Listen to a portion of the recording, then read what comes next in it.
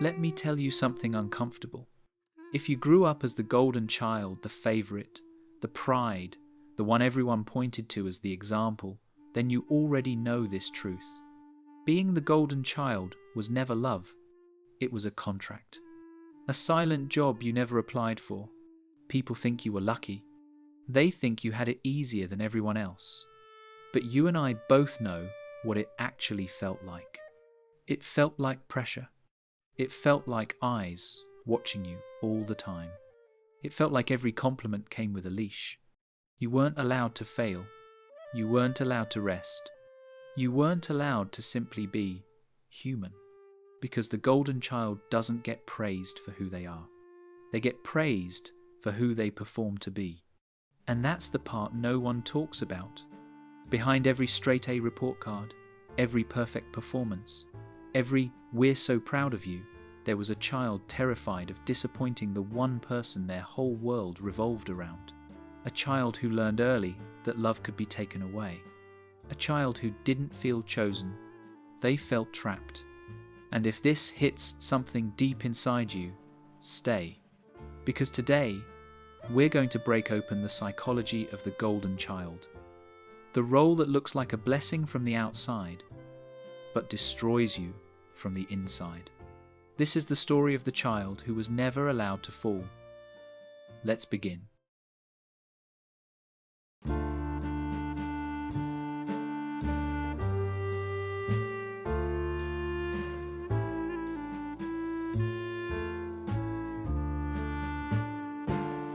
To understand the golden child, you have to understand the architect behind the role, the emotionally immature or narcissistic parent. In a healthy family, a child is seen as a separate human being. In a dysfunctional one, the child becomes a reflection, a mirror, a projection screen for everything the parent wants to believe about themselves. You weren't chosen because you were the best. You were chosen because you were useful. Maybe you were compliant. Maybe you were unusually mature for your age. Maybe you were gifted, responsible, or emotionally attuned in ways children are not supposed to be.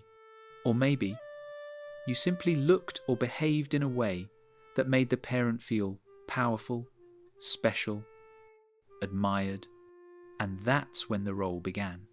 The parent didn't see your needs, only their needs. They didn't see your personality, only their idealized self. You became the container for their fantasies, the proof of their worth, the extension of their ego. Psychologists call this narcissistic extension. But in real life, it feels like this. You carry the version of me I want the world to see. Don't drop it. From that moment on, your nervous system adapted. You learned to scan for their moods, to anticipate disappointment, to shapeshift into whatever kept the peace. It wasn't favoritism, it was recruitment. And the golden child role was never about who you were. It was about what you could provide. There's a moment, usually early in childhood, when the golden child realizes something is wrong, even if they can't name it. It's the moment you understand that your feelings are not really yours. Your wins, your moods, your reactions, all of them are tied to your parent like an invisible cord pulled tight between you. This is enmeshment, a relationship with no boundaries, no separation, no emotional privacy. When your parent was angry, you felt responsible. When they were sad, you felt obligated to fix it. When they were proud, you felt relieved, because pride meant safety, not love. Safety. Most people grow up learning that love is comfort and connection. Golden children learn that love is performance. If I make them proud, I'm safe. If I disappoint them, I'm punished emotionally or silently. That's conditional love at its purest. Not, I love you because you are you, but I love you because you make me feel good about me. And slowly, you stopped checking in with your own needs. You learned to read the room before you could read the clock. You noticed micro-expressions faster than you noticed hunger. Your nervous system calibrated itself to their emotional weather. This is why so many golden children, even as adults, struggle to answer simple questions like, what do you want? How do you feel? What do you need right now? Because for so long, your feelings were interruptions. Your needs were threats. Your authenticity was a liability. Enmeshment doesn't look like abuse from the outside. It looks like closeness. It sounds like praise. It feels like love until you realize love shouldn't cost you your identity. And yet, for the golden child, it always did. Every dysfunctional family has a triangle. If there is a golden child held up as the ideal, there is almost always a scapegoat, the one blamed, criticized, or sacrificed. This isn't an accident, it's a control strategy. The parent splits their children into roles to maintain power. One child to idealize, one child to demonize, and a wall of tension between them so the children never unite against the dysfunction. For the golden child, this creates a strange and painful isolation. You weren't allowed to bond naturally with your siblings. Instead, you became the comparison used to hurt them. Why can't you be more like your brother? Look at your sister, she never gives me trouble. You were praised at their expense. They were punished in your shadow. And deep down, you felt it. The guilt, the awkwardness, the sense that your achievements were weapons, not celebrations. But here's the part no one talks about. The scapegoat wasn't free either. Their role was just as toxic, just in the opposite direction. Both of you were trapped in a system designed to keep you apart, to keep you from comparing notes, to keep you from realizing that the problem was never you or them. It was the system. And that's why so many golden children grow up lonely. Not because they were better, but because they were used as a pedestal, used as a tool, used as a barrier between themselves and the only people who could have understood them. By the time a golden child reaches adulthood, the damage is mostly invisible because it never lived on the surface. It grew in the mind, the nervous system, the self-concept, silently, relentlessly. Let's start with the most obvious, and yet the most misunderstood. 1. Perfectionism as survival, not ambition. For most people, perfectionism is a personality trait. For a golden child, it's a safety mechanism. Every mistake felt dangerous. Every flaw felt like a threat. Every moment of rest felt like a risk. You weren't trying to be exceptional, you were trying not to lose love. And that kind of perfectionism doesn't motivate you. It hunts you. 2. Hypervigilance. The nervous system that never powers down. You learn to read your parents' moods the way other kids learn to read storybooks. A slammed door, a sigh too sharp, a smile held a little too long. Your body kept score. And now, as an adult, it still does. This is why so many golden children struggle with chronic tension in the shoulders and jaw, difficulty relaxing unless they're earning it, overthinking every social interaction, a constant sense of being evaluated. Your childhood trained your nervous system for performance, not peace. 3. Imposter syndrome. Loving the mask, fearing the mirror. Because the praise you received was for the version of you that pleased them, not the version of you that was you. Every achievement feels fraudulent. You can win awards, earn degrees, build a career, and still feel like you slipped through a crack you didn't deserve. It's not insecurity. It's identity confusion. 4. The loss of self. Becoming a human doing. This is the deepest wound. When you spend your entire childhood anticipating someone else's needs, you never learn how to recognize your own. This is why golden children struggle with simple questions. What do you enjoy? What do you want from this relationship? What future do you imagine for yourself? A lifetime of performing can leave you strangely empty, high-functioning but emotionally disconnected, capable but unsure who you are without a role to play. 5. Emotional minimization, the disappearing voice. You learned early that your emotions were too much, inconvenient, or disloyal, so you silenced them. You became the calm one, the strong one, the stable one, even when you were drowning inside.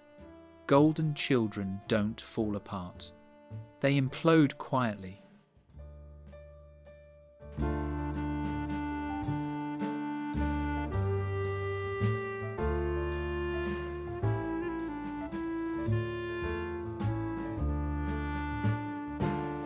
From the outside, the golden child often grows into the kind of adult people admire.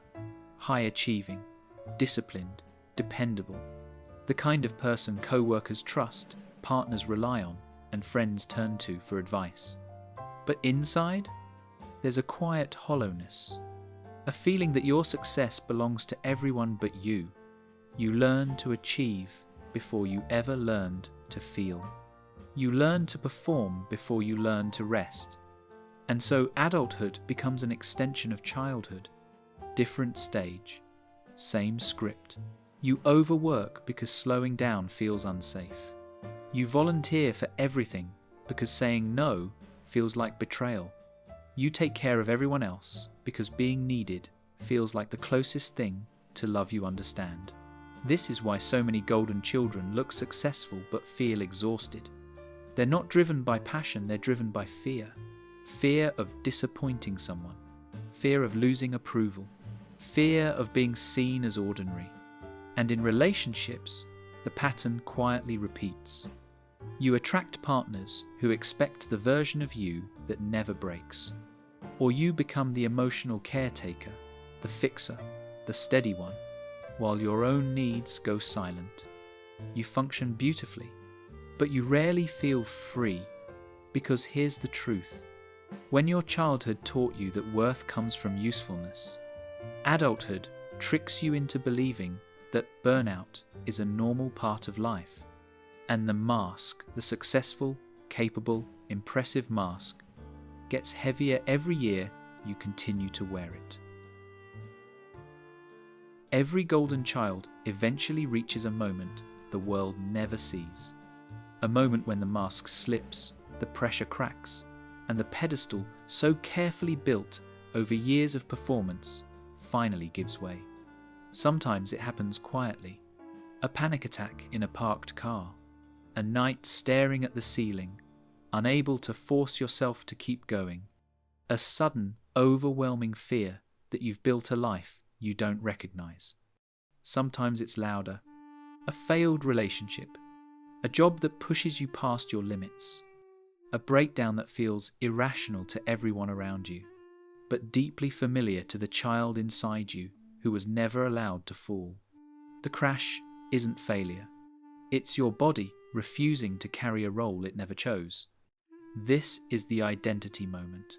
The point where you ask yourself, maybe for the first time, if I'm not the responsible one, the strong one, the perfect one, then who am I? And for a golden child, that question isn't liberating. It's terrifying, because the pedestal didn't just hold you up, it held you together. And when it breaks, you don't just fall, you meet the version of yourself you've been running from your entire life. Childhood doesn't stay in childhood. It echoes quietly, subtly, relentlessly through every corner of adult life. And for the golden child, the echoes are especially loud, even if no one else can hear them. You learned early that your value came from what you could provide. So, as an adult, you gravitate toward roles that feel familiar. In relationships, you attract people who admire your strength, but never ask about your pain. People who love the version of you that functions, not the version that feels.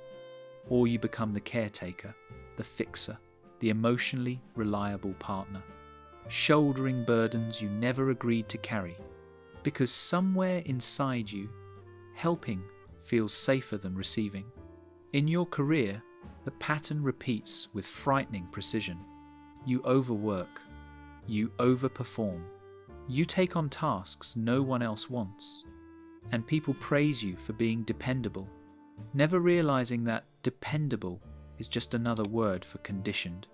Even in friendships, the echo shows up. You listen more than you speak. You support more than you are supported. You become the therapist friend, partly because you care, and partly because being needed is the closest thing to love you trust. And if you become a parent yourself, the fear intensifies. You are terrified of repeating what was done to you, and equally terrified of not living up to the impossible standards you were raised under. These patterns aren't flaws. They are footprints, traces of a childhood where survival depended on performance. But the moment you begin to notice the echoes is the moment you can finally start rewriting them. Healing from being the golden child doesn't start with learning something new. It starts with grieving what you never had. Grieving the childhood spent performing instead of playing. Grieving the love that came with conditions. Grieving the version of yourself you had to abandon just to survive. And grief is uncomfortable because it forces you to face the truth that the special treatment wasn't protection. It was pressure. It was emotional labor masquerading as praise. But grief is only the first doorway. The second doorway is rebellion. Not the loud, teenage kind, the psychological kind. Rebellion looks like giving yourself permission to be average, permission to rest, permission to disappoint people who benefit from your self-betrayal, permission to stop earning love. It's choosing to stop performing and start existing. And then comes the hardest part, reclaiming your identity. This is the slow, gentle process of asking questions you were never allowed to ask. What do I want? What does fulfillment feel like to me? What would my life look like if it wasn't built on duty? To rebuild a self, you must reconnect with your body. The nervous system that grew up on hypervigilance needs to relearn safety. Deep rest without guilt. Noticing hunger, tension, comfort, discomfort. Allowing emotions without rushing to fix them. Saying no without apology. You also begin reparenting the inner child. The one who never got to be messy, mediocre, or simply human. You tell them the truth. You don't have to earn love anymore. Healing isn't about undoing the past. It's about ending the performance, reclaiming your voice, and finally meeting the person who lived beneath the golden child mask. Stepping off the pedestal isn't a fall. It's a return, back to the ground, back to your body, back to yourself. For the first time, you're allowed to be real, not impressive, not perfect, just human. And maybe that feels unfamiliar, even frightening. But the truth is, the life you want can only begin where the performance ends. You don't owe the world a flawless version of you. You don't owe anyone the child you had to become to survive. You are allowed to rest. You are allowed to choose yourself. You are allowed to live without the weight of someone else's expectations. If this video helped you recognize even a small part of your story, I'd love for you to stay.